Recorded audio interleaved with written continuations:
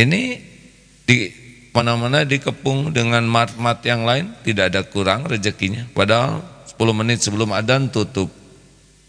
Kita mau paling sering tutup toko ini. Ini toko-toko kita kan tutup melulu ya. Waktu sholat. Gimana kalau setiap sholat tutup nanti rezeki berkurang? Enggak tuh. Itu sederhana sekali. Yang nyuruh sholat siapa? Yang ngebagiin rezeki siapa? Masa Allah jadi pelit kepada yang patuh kepada dia? Bener? Gak masuk di akal. Jangan ragu-ragu. Tidak ada yang lebih pahit dari berharapnya hati kepada Allah. Allahumma aftah lana hikmataka ya Allah.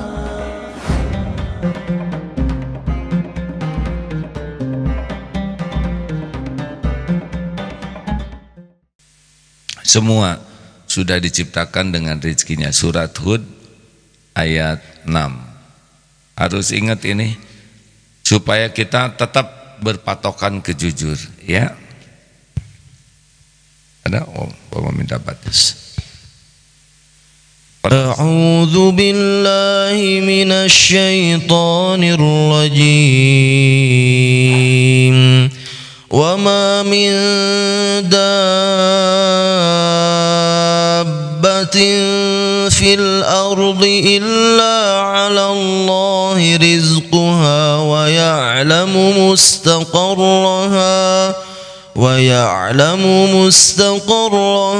wa mustawda'aha kullun fi kitabim mubin. Dan tidak satupun makhluk bergerak atau bernyawa di muka bumi melainkan semuanya dijamin oleh Allah rezekinya. Dia mengetahui tempat kediamannya dan tempat penyimpanannya. Semua telah tertulis dalam kitab yang nyata, Lauhul Mahfuz. Wa ma min dabbatin fil ard illa 'alallahi rizquha. Tidak ada satupun makhluk yang bernyawa yang melata di bumi ini kecuali sudah Allah jamin rezekinya. Yakin hadirin? Yakinlah, tidak bisa tidak yakin. Orang bukan kurang rezeki, tapi orang kurang yakin. Memang dibagi-bagi, ada yang tanker, ada yang tangki, ada drum, ada ember, ukurannya gayung, muk, cangkir, sloki, tutup salep, tutup PPO. Waduh, gimana kalau saya kebagiannya kecil? Bapak bisa tangki, anak belum tentu tangki. Bapak bisa saja tutup salep, anak boleh jadi tanker. Allah tuh yang ngatur. Makanya tidak usah membanding-banding. Jangankan satu angkatan nih, kita jangankan satu angkatan, satu keluarga saja seibu sebapak beda-beda ukurannya, benar? Wah, gimana kalau saya ukurannya tutup salep? Tidak apa-apa, yang penting di atasnya ada teko. Kalau kita ukurannya sloki ya, tidak apa-apa, yang penting di atasnya tekonya ngucur. Nah inilah kalau kita menjemput rezeki barokah kayak gini. Gak ada banyak keperluan, keperluannya sedikit saja, tetapi mengalir banyak kayak cangkir, mengalir terus penuh luber dibagikan. Nah ini rezeki yang asli.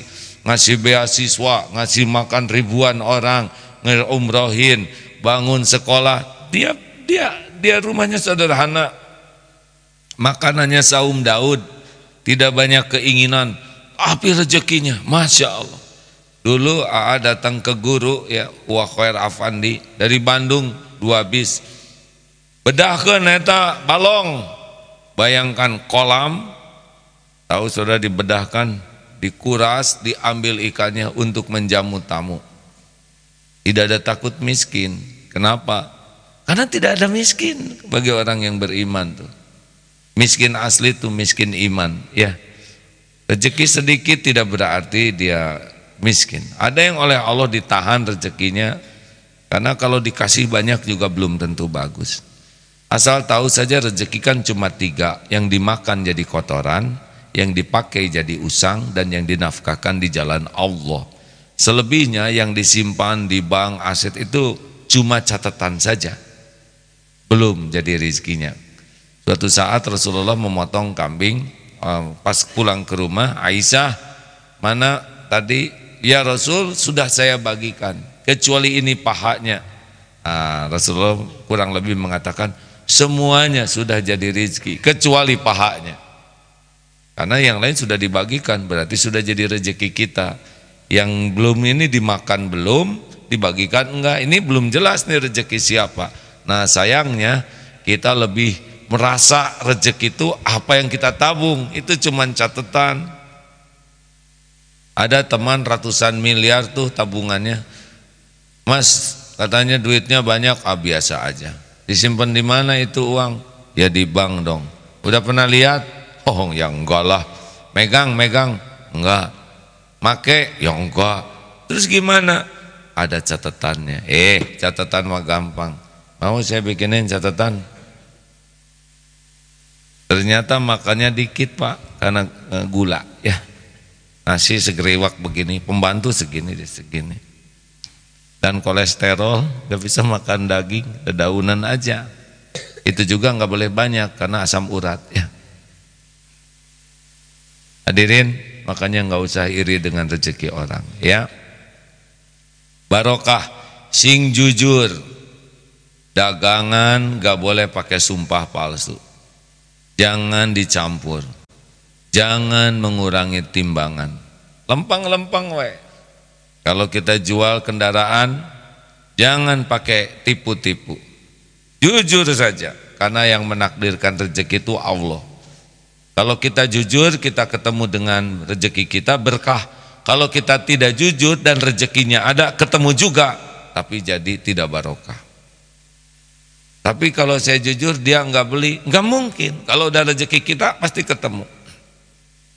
Nih, SMM sebentar lagi mungkin jadi MK Mart ini ya, kerjasama koperasi dengan MK Niaga. Ini di mana-mana dikepung dengan mart-mart yang lain, tidak ada kurang rezekinya. Padahal 10 menit sebelum adzan tutup. Kita mau paling sering tutup toko ini. Ini toko-toko kita kan tutup melulu ya. Waktu sholat. Gimana kalau setiap sholat tutup nanti rezeki berkurang? Enggak tuh. Itu sederhana sekali. Yang nyuruh sholat siapa? Yang ngebagiin rezeki siapa? Masa Allah jadi pelit kepada yang patuh kepada dia? Bener? Gak masuk di akal. Jangan ragu-ragu. Adik-adik nih, santri, mana santri wirausaha? Acungkan tangan. Makin lemes begini, kurang laku nih jualannya. Nah, jangan pernah main-main dengan kejujuran. Ya, di kantor juga. Wah, kamu jujur, pengen jadi karyawan teladan, gak ada urusan kita dengan karyawan teladan ya. Urusan kita jujur itu disukai Allah. Kalau saya jujur, saya di kantor dikeluarkan, gak apa-apa, keluarkan aja, ada rezeki mengikut. Betul? Emang kalau dikeluarkan dari kantor terus Allah jadi pelit? Ingat tuh dulu ada perusahaan besar di Bandung ini yang mau PHK, direksinya ngundang, tolong ceramahin karyawan supaya lebih siap ya. Dan memang rezeki mah pindah-pindah dan ada waktunya. Akhirnya PHK demo. Wow. Sekian lama demo tidak mau di PHK. Suatu saat takdir ceramah di Kanada, ketemu lagi tuh sama yang demo. Alhamdulillah, untung di PHK, sini lebih makmur, katanya gitu. Dulu demo, sekarang syukur. Gajah tidak sekolah segede gitu badannya ya kan. Makanannya juga dedaunan yang kurang jelas. Coba kita makan dedaunan, jadi kurus. Hadirin, cecak makanannya nyamuk. Nyamuk punya sayap, cecak tidak punya sayap. Pernah lihat cecak yang stres? Saya juga tidak tahu, bukan psikolog cecak. Mana yang lebih hebat? Cecak nyari nyamuk, nyamuk ngedeketin cecak. Jawab. Jawab. Yang mantap hadirin. Ya, kalau cecak nyari nyamuk gak ketemu-ketemu. Turun kesedot vakum cleaner ya. Aduh, kan nyamuknya di got sana. Aduh, belum lagi nyeberangnya repot. Berapa banyak cecak yang tewas di penyeberangan itu? Udah dekat kan dipatuk ayam. Rumit lah. Maka Allah gerakan nyamuk dari sana. Naik, capek nyamuk teh demi cecak di sini. Dapat. Gitu sing ridho nyamuk ya. Dan kamu rezeki cecak. Dan enggak beda dengan kita. Waktu kita di perut ibu, di rahim, rezeki ada? Jawab hadirin. Ini saya ngomong gini karena ini ada orang-orang fakultas ekonomi nih ya. Sekarang saya udah sadar Pak, dulu makanya saya nggak di sana kurang sadar teh. Ini ilmu ekonomi yang lebih asli, bahwa rezeki itu udah ada.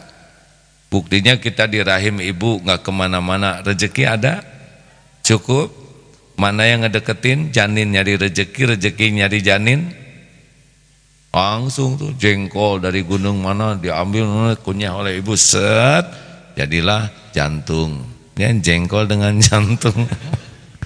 Meren hadirin. Makanya ibu teh jarambah Pak, lagi saum tuh kan.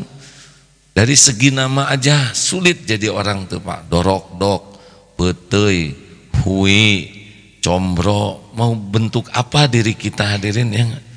Tapi oleh Allah diatur lah. Maaf ya Bu ya, manisan taraje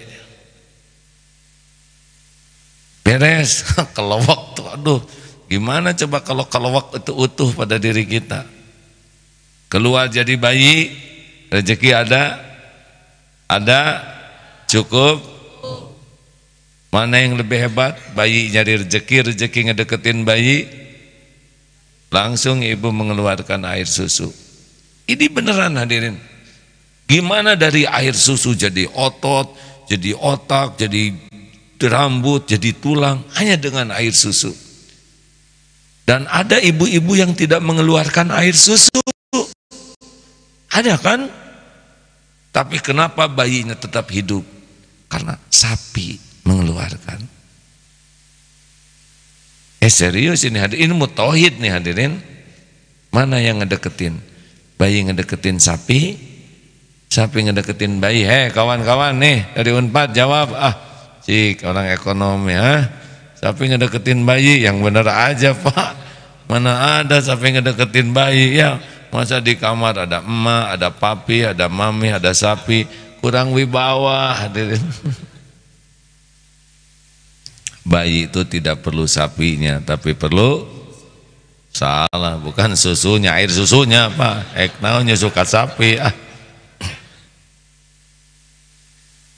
Nah hadirin sekalian, sampai itu sapinya di Selandia Baru, bayinya di Geger Kalong. Kalau takdirnya rezekinya demi Allah nyampe ke sini Pak. Itu kemarin Ustadz Reza, pengusaha sapi perah dari Selandia Baru. Itu juga Selandia Baru Selatan yang dekat dengan kutub. Beliau yang merah, bayi di sini nyampe tuh. Puluhan ribu kilometer, ya ribuan kilometer. Makanya jangan takut. Nah, sing jalujur, sepakat? Jujur weh, tenang aja. Saya udah jujur, nggak laku, tenang, udah ada pahalanya. Allah juga memperhatikan. Ini jual-jual korban sekarang, hati-hati, dagang domba, dagang sapi. Nulis sekian kilo pada dusta, nggak dapat barokahnya. Timbang yang betul, jangan sampai segram pun kurang, lebih nggak apa-apa. Hati-hati yang jual domba, domba anak-anak, pesen yang ini dipotret, dikirimnya yang beda, wah nggak barokah, dosa.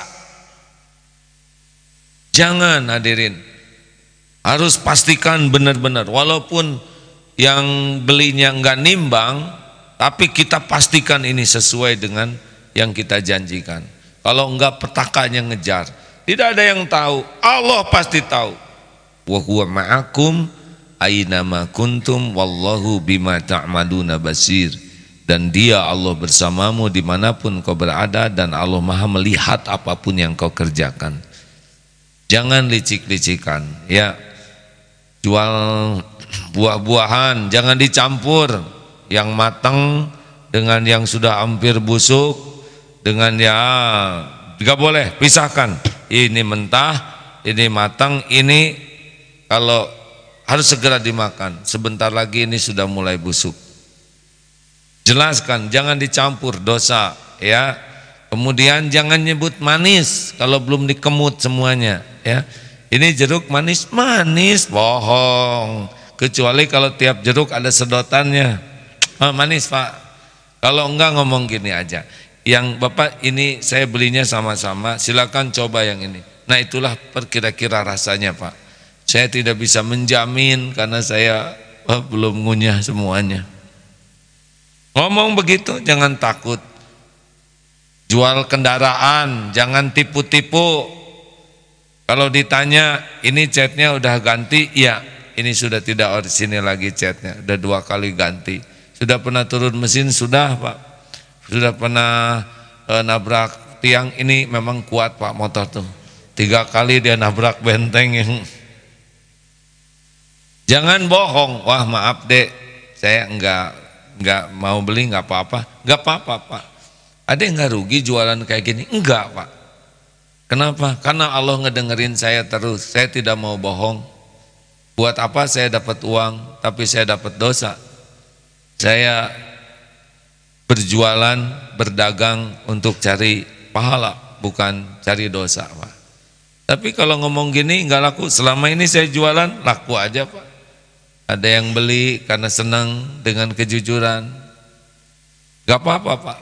Tapi udah ada waktunya terbuang untuk melayani saya. Ya enggak apa-apa. Kan kalau niat baik, cara baik jadi amal. Yang penting saya dagang jadi amal Pak. Masya Allah. Ada kok teguh begini ya karena Rasulullah juga jujur Pak. Dan saya tahu jujur itu akan membuat saya mujur dan akhirnya makmur. Kalau saya tidak jujur, saya akan babak belur dan ujungnya hancur. Luar biasa deh. Ngomong-ngomong, adek usia berapa? Saya 25 Pak. Udah punya istri belum dek? Belum Pak. Sama dek dengan saya.